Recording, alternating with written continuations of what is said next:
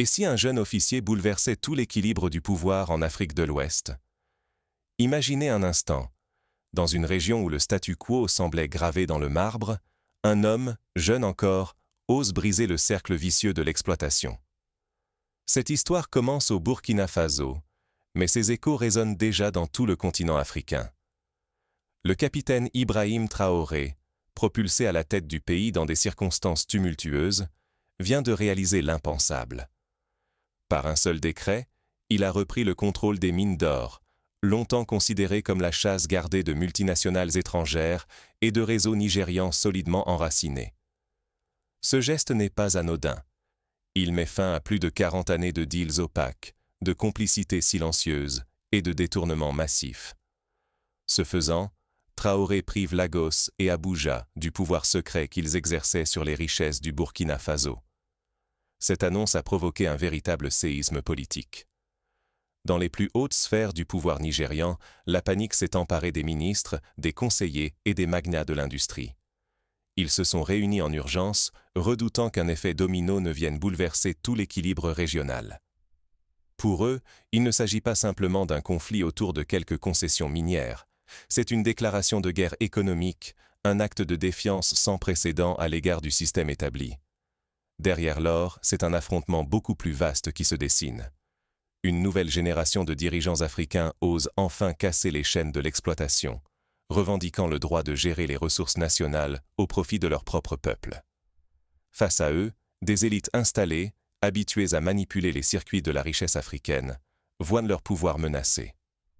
Ce bras de fer pourrait bien annoncer les prémices d'un séisme politique majeur pour toute l'Afrique de l'Ouest. Si les ressources africaines ne sont pas reprises en main, le continent risque de rester prisonnier d'un système imposé depuis l'extérieur, perpétuant dépendance et manipulation. Mais si le pari de Traoré s'avère gagnant, une nouvelle page d'histoire pourrait s'ouvrir pour toute la région. L'enjeu n'est pas seulement économique, il est existentiel. Au cœur de cette bataille, c'est la dignité, la souveraineté et l'avenir de millions d'Africains qui se jouent. Comment en est-on arrivé à ce point de rupture? Pour comprendre la portée de l'acte de Traoré, il faut remonter 4 décennies en arrière, au cœur des accords secrets et des jeux de pouvoir qui ont mené à ce moment décisif. Regardons comment, année après année, un système d'exploitation a pu s'imposer et résister à toutes les tentatives de réforme. Dans les années 80, l'Afrique de l'Ouest est marquée par l'instabilité politique. Les coups d'État se succèdent, les régimes militaires se disputent le pouvoir, et la plupart des pays, dont le Burkina Faso, sont fragiles économiquement. C'est dans ce contexte que s'installent les premiers grands contrats miniers. Derrière chaque contrat, une histoire d'influence, de corruption et de pillage méthodique. Pour saisir la crise actuelle, il faut revenir à la racine d'un système qui, depuis plus de 40 années, a vidé le Burkina Faso et tant d'autres nations africaines de leurs richesses naturelles. Qu'il s'agisse de dictature ou de régimes démocratiques, les mines burkinabais ont glissé sous la coupe de sociétés étrangères par une série de contrats opaques. Ces accords, souvent conclus discrètement ou sous pression, ont été renouvelés sans débat pendant plus de 3 décennies, au bénéfice d'intérêts extérieurs. Prenons un exemple concret. Dans les années 90, une société écran nigériane obtient l'extraction d'un gisement prometteur à l'est du pays. En échange, des commissions secrètes sont versées à des responsables locaux, et le peuple burkinabé, lui, ne touche que des miettes. Derrière les façades modernes des compagnies minières se cachent de véritables sociétés écrans, en particulier nigérianes. Sans expérience minière, sans matériel, sans ouvriers, leur unique talent résidait dans l'art de placer les bons relais aux bons endroits, de financer les réseaux de pouvoir et de transférer discrètement les profits hors du pays. Un rapport d'audit datant de l'an 2012 révélait que plus de 60% des bénéfices miniers quittaient le Burkina Faso chaque année, principalement à destination de comptes bancaires à Lagos, à Dubaï ou à Genève. Ce schéma, loin d'être isolé, s'est généralisé dans toute la sous-région. Pourquoi ce système a-t-il pu survivre aussi longtemps? Parce que des élites régionales, politiques, militaires et civiles se sont enrichies en le protégeant.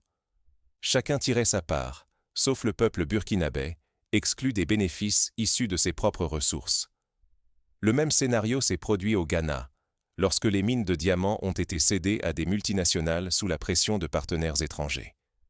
En République démocratique du Congo, les minerais stratégiques ont été bradés à vil prix en échange de soutien politique. Le modèle est partout le même.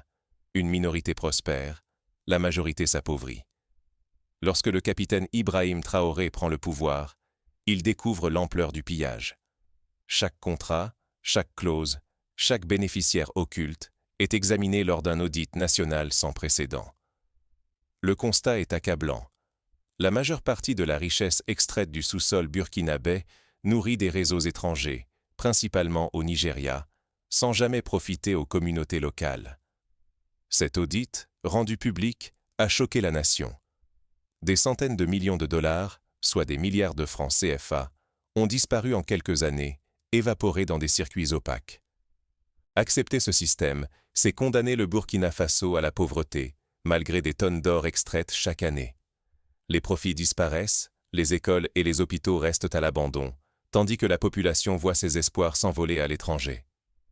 On estime que, depuis l'an 1985, plus de 200 tonnes d'or sont parties du Burkina Faso sans aucune contrepartie réelle pour le développement local. Durant la même période, la pauvreté s'est aggravée dans les régions minières. Mais que se passe-t-il lorsque, soudain, un jeune leader décide de rompre ce cycle?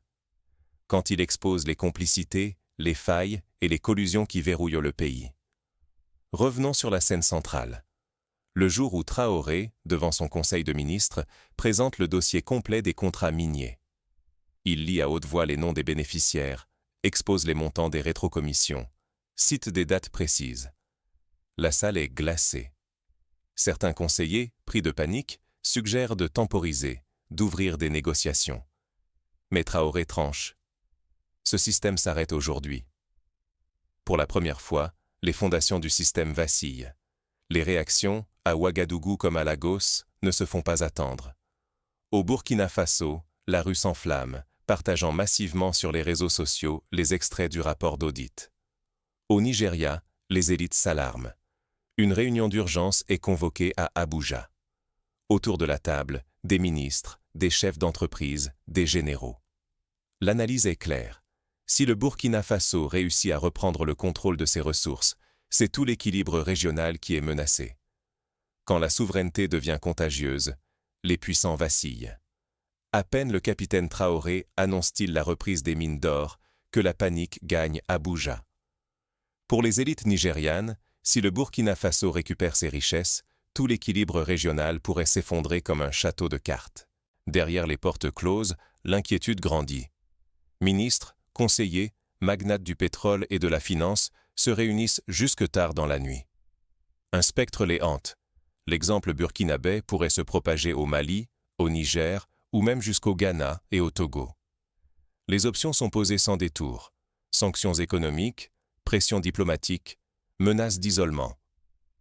Tous veulent étouffer Ouagadougou avant que le virus de la souveraineté ne contamine la sous-région. L'histoire offre de nombreux parallèles. En 2011, la Côte d'Ivoire avait été sanctionnée pour avoir tenté de renégocier ses contrats pétroliers. En 2017, la Zambie a subi des pressions similaires après avoir réclamé une meilleure répartition des profits du cuivre. La stratégie d'Abuja se veut sans pitié. Restreindre les flux financiers, suspendre les accès au marché, faire pression sur les livraisons de carburant, manipuler les institutions régionales. La conviction est claire. Le Burkina Faso, économiquement vulnérable, pliera vite sous la menace. Mais Traoré ne cède pas. Il riposte publiquement, martèle l'indépendance du Burkina Faso et accuse Abuja de vouloir prolonger l'exploitation coloniale sous un masque moderne. Ses discours électrisent la jeunesse, appellent à l'unité et à la résistance collective. L'opinion burkinabé se resserre autour de lui. Dans la crise, beaucoup voient le réveil d'un peuple longtemps privé de son destin. Là où le Nigeria espérait isoler Ouagadougou, c'est l'inverse qui se produit. Dans les rues, des manifestations de soutien se multiplient. À la télévision, des débats s'organisent autour de la question. Pourquoi l'or du Burkina ne profite-t-il pas aux Burkinabés? Le Mali et le Niger, eux aussi sous pression depuis leur rupture avec l'ordre établi, affichent un soutien sans faille à Traoré. des déclarations conjointes fissurent l'unité traditionnelle de la CEDEAO, fragilisant la position d'Abuja. Pour la première fois, un front souverainiste défie ouvertement l'ordre imposé depuis des décennies. Les certitudes nigérianes vacillent. La crainte d'un effet domino grandit dans toutes les capitales d'Afrique de l'Ouest. Au Sénégal, au Togo, en Guinée, des voix s'élèvent pour réclamer la transparence sur la gestion des ressources nationales. Sur les réseaux sociaux, la contagion est fulgurante. Des milliers de jeunes, du Burkina Faso au Mali, du Niger au Nigeria, s'identifient à Traoré. Il incarne une génération fatiguée de la soumission aux intérêts étrangers. Les vidéos de ses discours deviennent virales et le hashtag « Notre hors notre avenir » explose sur Twitter et Facebook. Des influenceurs burkinabés, nigériens et maliens lancent des campagnes de sensibilisation, invitant chacun à s'informer sur la destination des profits miniers. Les sanctions nigérianes se retournent peu à peu contre leurs auteurs. Des scandales de corruption et de contrats miniers opaques éclatent au grand jour. La crédibilité d'Abuja est minée, tandis que le système d'exploitation régionale se retrouve exposé, fissuré. En quelques semaines, la presse nigériane publie des enquêtes inédites sur l'implication de hauts responsables dans le pillage des ressources burkinabais. Le sort du Burkina Faso dépasse ses frontières. Si Abuja parvient à briser cette révolte, l'espoir d'émancipation risque d'être étouffé partout ailleurs. Mais si Traoré tient bon, c'est l'ordre ancien qui vacille, ouvrant la porte à un bouleversement historique en Afrique de l'Ouest. Le parallèle avec la révolution du cuivre en Zambie, menée dans les années 70 par Kenneth Kaunda, est frappant. Là aussi, la reprise en main des ressources avait inspiré de nombreux pays africains, au prix de tensions et de menaces internationales. La tension atteint son paroxysme alors que chaque camp affine sa riposte. Mais un événement inattendu va bientôt redistribuer toutes les cartes. Un consortium minier canadien, inquiet de la tournure des événements, propose une médiation et s'engage à revoir les termes de ses contrats. Cette ouverture affaiblit la position du Nigeria, qui voit son isolement diplomatique se renforcer. Désormais, la question n'est plus de savoir si le Burkina Faso peut réussir, mais comment il peut consolider sa victoire sans sombrer dans l'affrontement direct. Ce qui n'était d'abord qu'un acte isolé s'est transformé en précédent. L'audace du capitaine Traoré résonne désormais loin au-delà du Burkina Faso. Un effet domino s'enclenche, et nul ne sait jusqu'où le mouvement ira. L'isolement du Burkina, souhaité par certains voisins, s'est fissuré. Au contraire, de nouvelles alliances voient le jour. Le Mali et le Niger, eux aussi animés par la même volonté de reprendre le contrôle de leurs ressources, se rapprochent de Ouagadougou. Ensemble, ces pays esquissent une nouvelle forme de coopération régionale, échappant au réseau traditionnel détenu par les grandes puissances et les élites habituées aux tractations secrètes. Au sommet de Bamako, en présence des chefs d'État du Mali, du Niger et du Burkina Faso, une déclaration commune est signée. Les ressources africaines doivent profiter aux Africains. Cette phrase, simple en apparence, marque un tournant symbolique. La vague s'étend. Dans plusieurs capitales africaines, des enquêtes inédites s'ouvrent sur la gestion des mines, du pétrole, des terres rares.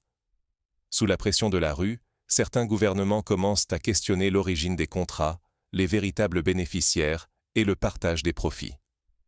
Une question longtemps taboue émerge. Qui possède réellement les richesses du continent? Le Nigeria, longtemps perçu comme l'arbitre régional, chancelle. Acculé par la révélation de ses réseaux d'influence, le géant voit son image ternie à travers l'Afrique. La presse locale relaie un malaise qui s'amplifie. Abuja n'est plus seulement le symbole de la puissance économique, mais celui d'un système contesté, fragilisé par l'exemple burkinabé. Son autorité régionale est menacée, et ses dirigeants doivent affronter une colère populaire qu'ils n'avaient pas anticipée. Dans les rues de Lagos, des étudiants manifestent, brandissant des pancartes « Notre or, notre avenir ». La tension monte. Les institutions régionales, telles que la CEDEAO, deviennent la cible des regards.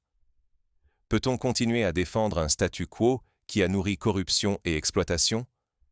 Les appels à une refonte complète du mode de gestion des ressources en Afrique de l'Ouest se multiplient.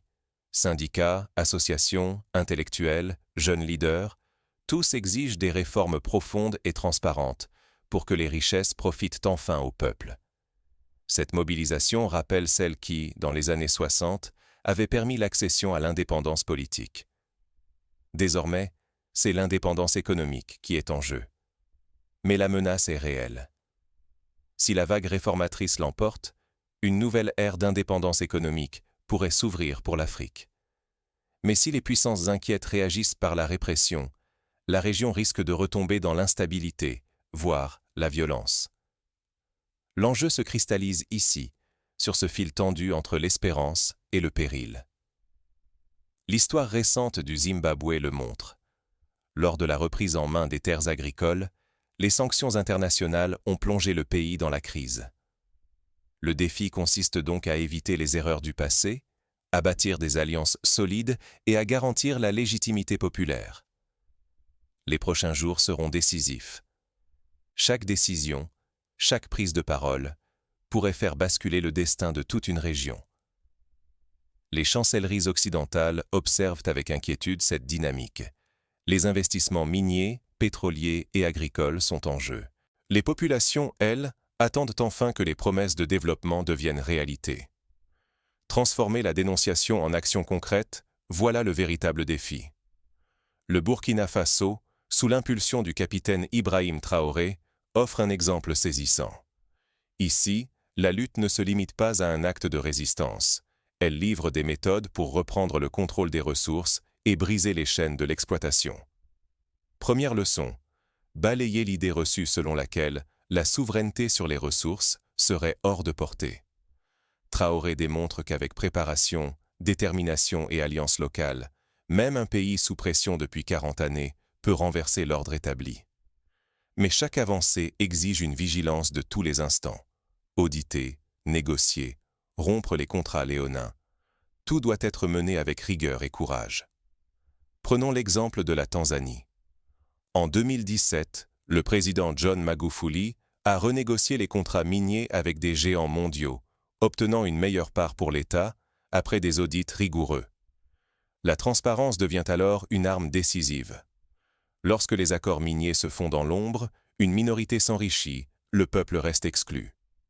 Traoré a décidé de lever le voile, révéler les bénéficiaires cachés, exposer les circuits occultes, c'est semer la confiance et préparer un partage équitable des richesses. Le Ghana, en 2019, a lancé une plateforme publique permettant de consulter les contrats miniers en ligne. Cette mesure, saluée par la société civile, a permis de dénoncer plusieurs irrégularités et de renforcer la confiance. Un autre pilier s'impose, former des cadres nationaux. L'indépendance ne se proclame pas, elle se construit. Le Burkina Faso a investi dans l'émergence d'experts aptes à négocier, surveiller et gérer les ressources, sans dépendre de consultants étrangers ou d'intermédiaires douteux. L'université de Ouagadougou a créé une filière dédiée à la gestion minière, avec des partenariats internationaux pour former la nouvelle génération. Mais aucune réforme ne survit sans le soutien populaire. L'appui massif de la population a permis à Traoré de tenir bon face aux puissances étrangères et aux voisins hostiles. Dans les rues d'Ouagadougou comme dans les villages miniers, chacun a compris que la bataille pour l'or était celle de la dignité et de l'avenir collectif. Des comités citoyens ont vu le jour pour surveiller les activités minières, inspirés par les initiatives communautaires du Botswana, qui a su tirer parti de ses diamants au profit de l'éducation et de la santé. Les menaces nigérianes ont échoué, révélant une vérité essentielle. Le pouvoir fondé sur la peur atteint ses limites. Sanctions et pressions économiques n'ont pas pu briser un leadership porté par une vision partagée et une volonté commune. Cette leçon s'étend bien au-delà des frontières du Sahel. En Amérique latine, la Bolivie a su reprendre le contrôle de son gaz en 2006, malgré les menaces de rétorsion. Déjà, le modèle Traoré fait des émules. En Tanzanie, en Zambie, d'autres gouvernements réexaminent leurs contrats miniers et questionnent les dépendances héritées du passé. Chaque initiative locale alimente une vague de réformes qui secoue l'ancien ordre des accords secrets et de l'impunité. En Zambie, la renégociation des contrats de cuivre a permis d'augmenter les recettes publiques, finançant ainsi des programmes sociaux ambitieux. Restaurer la souveraineté économique, c'est refuser la fatalité. C'est rompre avec la culture des arrangements opaques pour instaurer une ère où les richesses nationales profitent aux citoyens. Ce choix comporte des risques. L'histoire regorge d'exemples où l'oubli de ces principes a mené à de nouveaux cycles d'exploitation, de colère populaire et de crise politique. Au Nigeria, la gestion opaque du pétrole dans les années 2000 a nourri la révolte du delta du Niger, avec des conséquences dramatiques pour la stabilité du pays. Le message est limpide. Négliger ces leçons, c'est courir le risque de voir l'histoire se répéter, sous d'autres formes, et avec les mêmes conséquences tragiques. À l'inverse, oser agir, c'est ouvrir la voie à une transformation profonde, pour soi et pour les générations à venir. Le Botswana, en s'alliant avec De Beers pour négocier la gestion de ses diamants, a montré qu'un partage équitable est possible et que les recettes minières peuvent financer le développement. Mais la route vers une souveraineté durable reste semée d'embûches. Le prochain acte révèle les obstacles majeurs qui attendent le Burkina Faso et ceux qui voudraient suivre la même voie. Parmi eux, la pression des marchés financiers, la menace de sanctions internationales, la fragilité des institutions, la tentation de la corruption interne. Chacun de ces défis exige des réponses concrètes et un engagement sans faille. Aujourd'hui, le choix se résume à deux voies: prolonger l'ancien système ou oser la rupture. Ce qui s'est joué au Burkina Faso n'est pas un simple bras de fer entre voisins. C'est une faille ouverte dans l'ordre immuable du continent. À chaque carrefour de l'histoire, des hommes et des femmes ont dû choisir entre la soumission et l'audace. Traoré s'inscrit dans la lignée de Thomas Sankara, de Patrice Lumumba, de Nelson Mandela. Ceux qui ont refusé l'injustice comme fatalité. Quand le capitaine Ibrahim Traoré a repris les mines d'or, il n'a pas seulement mis fin à 4 décennies d'exploitation. Il a obligé tout un chacun à regarder en face ce système et à choisir son camp dans l'histoire. La riposte furieuse de puissances comme le Nigeria a révélé la force tentaculaire des réseaux d'influence et l'étendue des compromissions. Pendant des générations, des firmes étrangères et des élites locales se sont partagées les richesses du sous-sol africain, avec la bénédiction silencieuse d'alliances obscures. Cette logique de spoliation, verrouillée par des accords hérités des années 80, semblait impossible à briser. En rompant ce silence, Traoré a montré que le système ne tenait debout que parce que tous acceptaient d'y participer. Désormais, chaque citoyen, chaque dirigeant, chaque État se retrouve face à une responsabilité historique: continuer à subir ou prendre le risque d'une émancipation authentique. Ce choix est dangereux. Défier les anciens maîtres, c'est s'exposer à des représailles économiques, politiques, voire militaires. Mais se résigner, c'est accepter que la souveraineté soit un mot creux, que les ressources nationales s'évaporent vers d'autres continents, et que les générations à venir héritent d'un pays vidé, sous contrôle extérieur. L'enjeu, c'est la capacité de l'Afrique à écrire ses propres règles, à transformer la richesse de ses sols en levier de développement pour ses peuples. Ce qui se joue dépasse de loin le Burkina Faso. L'acte de Traoré dévoile la fragilité des empires construits sur la prédation et entr'ouvre une porte. Si un pays ose, d'autres peuvent suivre.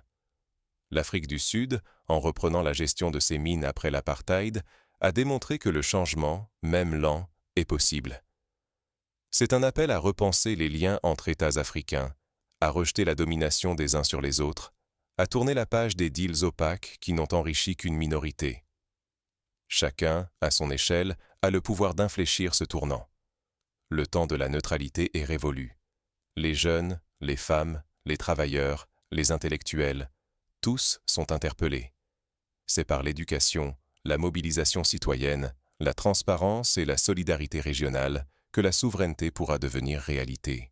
L'histoire jugera ceux qui auront choisi la facilité, comme elle retiendra les noms de ceux qui auront pris le risque de la souveraineté et de l'autodétermination. Où vous situez-vous? Face à ce carrefour, l'indifférence n'est plus une option. La souveraineté africaine n'est pas un mirage. C'est le droit de choisir, de disposer de ses richesses, de bâtir un avenir affranchi de toute tutelle. Le moment est venu d'agir, d'écrire ensemble une nouvelle page. Pour conclure, souvenons-nous, chaque pays qui a repris le contrôle de ses ressources a dû affronter des obstacles, mais aussi découvrir ses propres forces. Le Burkina Faso, aujourd'hui, trace un chemin qui pourrait inspirer tout un continent. Reste à savoir qui aura le courage de le suivre et comment transformer cette audace en véritable renaissance africaine. Et vous, de quel côté de l'histoire serez-vous ?